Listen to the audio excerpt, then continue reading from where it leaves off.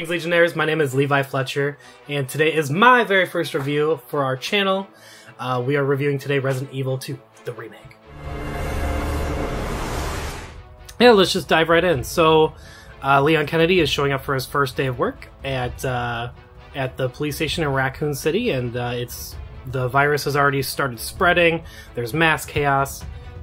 Checking in for his first day of job, and he runs into Claire. Making their way through the police station, uncovering a lot of mysteries and so what happens, and they're just trying to figure out what's going on. Yeah, I mean, honestly, to this story, there's not a ton of huge element story here. It's pretty basic. Like, Leon meets up with Claire, and they have to make their way through this overrun police station filled with zombies to get the G virus. So the main story focuses around Leon Kennedy, who gets introduced to this character named Ada. And Ada is an FBI agent who is helping him throughout his journey through the police station to uncover the mystery of what's happened here. Is this affected the whole city? Is this affected just the police station? How far has it spread? What's going on with Umbrella? Lots of mystery to unravel here.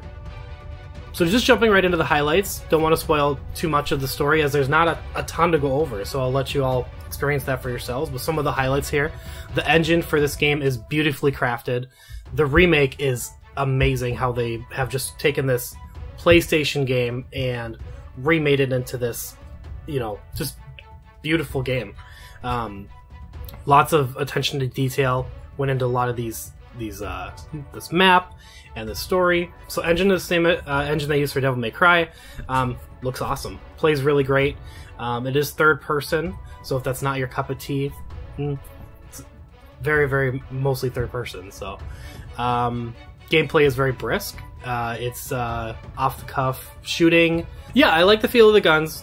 The guns, there isn't a wide variety of guns. It's not Borderlands by any means. But there's, your range of pistols, your range of magnums, your range of heavy weapons as well. You get a rocket launcher, which is really awesome, or a grenade launcher, I should say.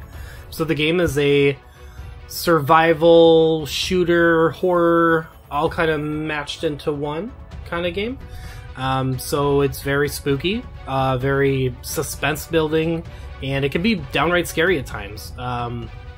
There's a big antagonist throughout the entire game that's following around called the Tyrant, and he's scary.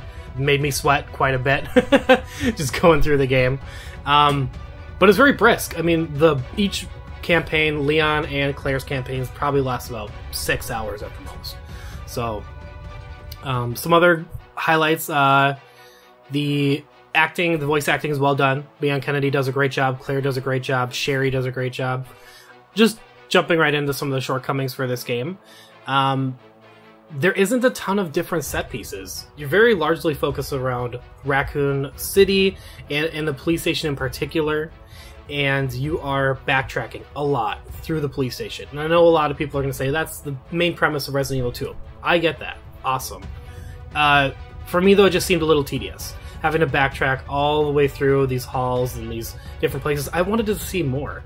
This engine was awesome, and this game, the graphics were great, so I wanted to see more of this world, and you really just get a couple different set pieces, maybe 4. I wish there was more weapons. You get your run-of-the-mill pistols, you get your run-of-the-mill, heavy weapons, but just maybe more melee weapons. I would love, a throwing knife or something to keep enemies more at bay. They did a great job. A lot of attention to detail.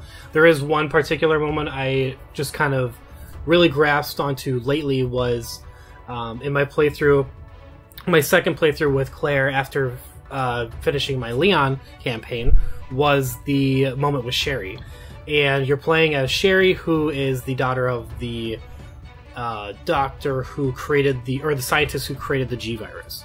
So Sherry is running through this orphanage trying to get away from the police chief, and it's you play as just this little girl, no weapons, and you're just uncovering all these things, like what's in this teddy bear and all these keys, and just going through this quick little level for you, and until Claire finds her, and it's just a lot of fun. I like that was just kind of thrown into the game and just broke up the playing Leon, playing Claire, shoot a bunch of zombies. It just kind of broke it up, so I really liked that.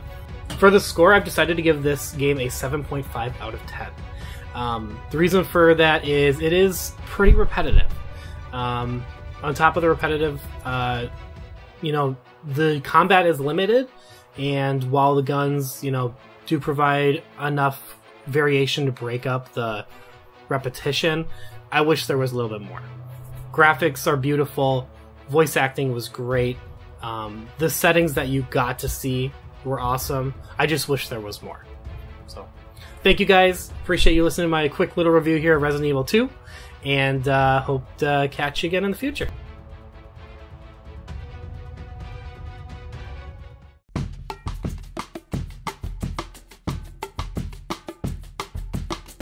Cut all this.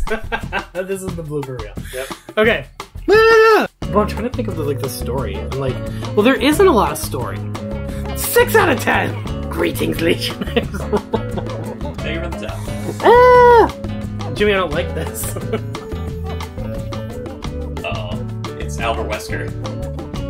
It's calling us right now. Oh my god. I was like, is that Tyrant?